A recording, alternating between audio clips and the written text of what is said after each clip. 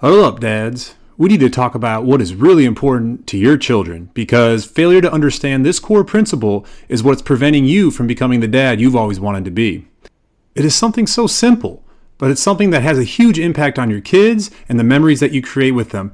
And in fact, most dads probably mess this up at one time or another, and some unfortunately never learn and continue to mess this up throughout their lives. So what is this thing that's so important to your kids? It's simple. It's that you just need to be there for them. And that's it. That's all it takes. For you to be the best dad, you just need to be there for them. So to understand this principle, I want to take you back to when I was 18 years old and just tell you a little story. I was on vacation with one of my best friends whose dad happened to have paid for my family to go down there and paid for our lodging, as well as pretty much his entire extended family. We were down there, this beautiful resort, and it was one of the coolest experiences that I've had, and I can never really pay back his dad for this. It was such an awesome experience. So one night, we were sitting around chatting, just talking about all kinds of stuff, and eventually I just brought up how, thankful I was for his dad paying for us to come down there and how lucky he was to have a dad that can, afford to do these types of things for us, And when I was growing up, I always loved going to his house because he always had the coolest toys and, now all the latest things. And now that we were older, he's got a nice car and he's got, the latest gaming systems. And so it was always exciting to go over there, especially since, we kind of moved apart. And so we only saw each other around major holidays. And he interrupted me and he said, it's fine, but what I really want is to have parents like yours.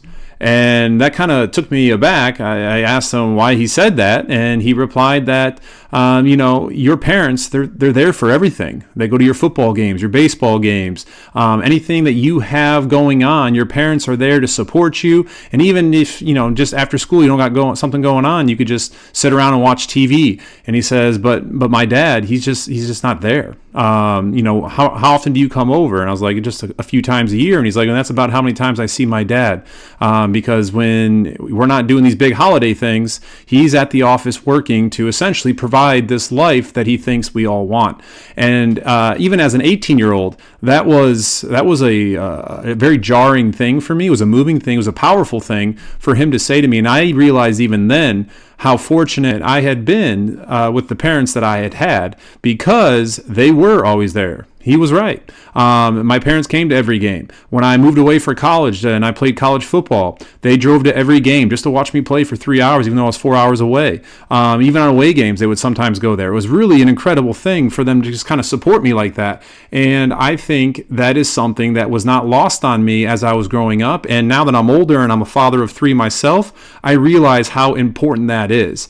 And even though my children are young, my oldest is 11, they might not realize it now, but when they look back at their childhood, at all the fondest memories that they have and the things that they really enjoyed and were the most memorable things, I know that when they look at that, they're going to see me there in those memories. And that is what's really important for you as a dad and for them as kids, looking at you as their father.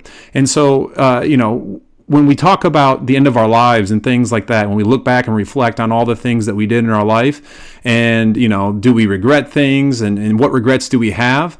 They never regret that they didn't have enough stuff or that they did not have the smartest smartphone or the fastest car or anything like that. No, they don't want stuff. What they regret, if they have any, is that they didn't do the things they've always wanted to do with the people that they love. And so don't be that dad. Don't be the dad that is not there and not present for your kids. Of course, providing and paying the bills and all of that is very important. And being able to provide gifts for our kids brings a lot of joy to them and to you as a father.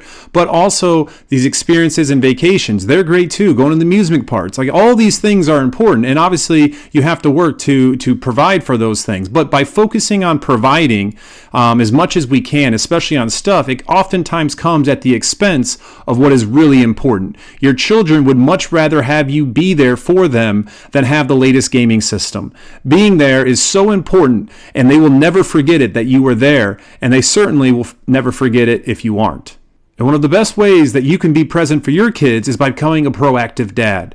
This will free you up from the hassles and chaos of being a parent. It'll free you up from some of the time constraints and all the stuff that you have to do with the limited time that you have. And it's also going to help reduce the amount of stress that you feel. And this is going to allow you to be the superhero that your kids already think you are. So if you want to move from surviving the chaos to actually managing your home, then hit subscribe and like the video. We're going to be building a community of dads that actually want to be there for the kids with the dad hacks you need for the memories they'll keep. Thanks for watching, and I'll see you in the next one.